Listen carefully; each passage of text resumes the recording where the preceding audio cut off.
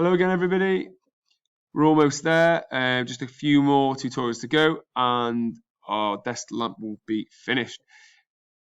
Last tutorial, we basically added some relationships to each component so that we could demonstrate how our lamp would move and how each component would interact with each other in the real world. However, as you can see, there's still an issue because obviously this would not happen in the real world. So we would not have parts clashing and running through each other. So the next thing we are going to do is add in some more constraints so that doesn't happen. The way we do this is we enable contact sets.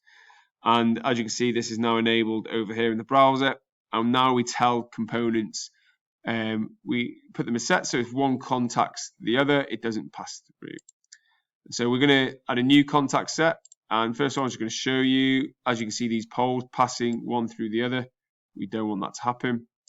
And so the first set I'm going to do is that one. I'm going to say new contact set, this component and this component, and press OK. And as you can see now, if I rotate down, as soon as one contacts the other, it then is rigid and hits it and does not pass through. Okay, so we have to set those constraints. With that said, sometimes as you're doing this, these things can happen whereby we obviously want this facing the way it was previously. But right now, it's a bit of a battle to try and get it how we wanted it. So what you can also do is, if I just make this one rigid for a moment, I'm going to ground, oh, that's the base, sorry. I want the pole. I'm going to ground pole D. Okay, and then I can move this around where I want it. I will then unground this. Okay. Another relationship set I'm going to add is between the shade and the base. We'll press OK to that. And as you can see now, if you rotate all the way down, it will no longer pass through as was happening previously. Okay. And there we have it with our contact sets. Now, the next thing we're going to do is we're going to bring in a light bulb. So to do that, what we need to do is go to GrabCAD. And what I've done previously here, this is a GrabCAD library where you can basically Google lots of different products, lots of different things. I got this one. And what you do is the following. So you find the thing you want, the part you want. You have to register to make an account. So this is my account. You download the files. Then you need to go show in folder. We're then going to right click and you have to extract all. This is what's called a zip file. So anything that has a large memory, any file that's quite big, basically the computer zips it down, compresses it, and then you have to extract it at the other end. So we're going to extract that. I'll just do it on my desktop. I've got a folder called lamp here. I'm going to just drop it in there. That's an old one. I'll delete that, but I'll just drop it in there. I'm going to select that folder. I'm going to extract that zip file to that folder. And as you can see, here it is now. These are just renders. This is actually the file that we want.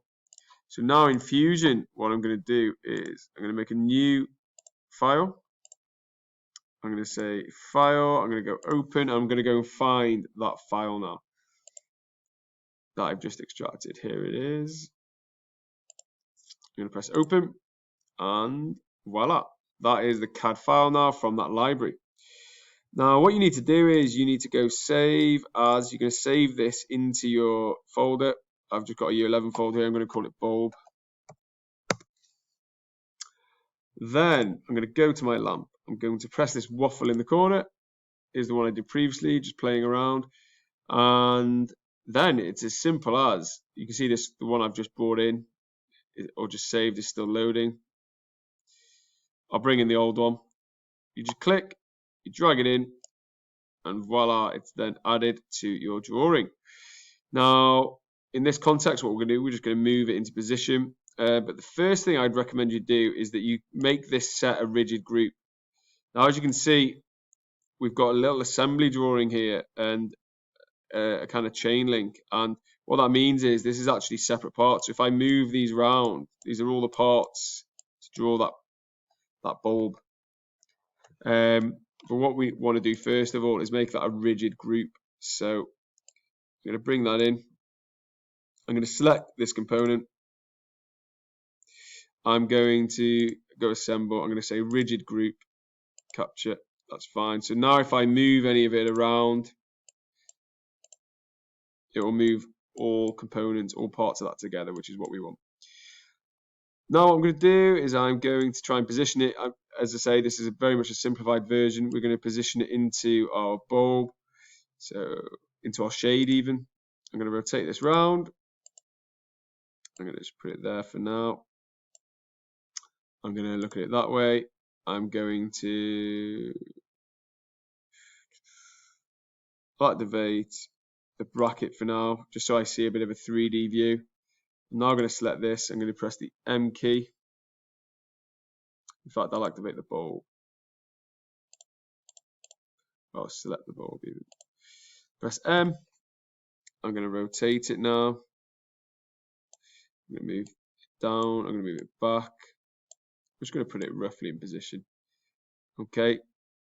That looks too low. That looks too high. That says -10. I'm probably going to try -7, -6, -5. That looks pretty good. I'm happy with that. -4 that direction. I'm going to then move it back again.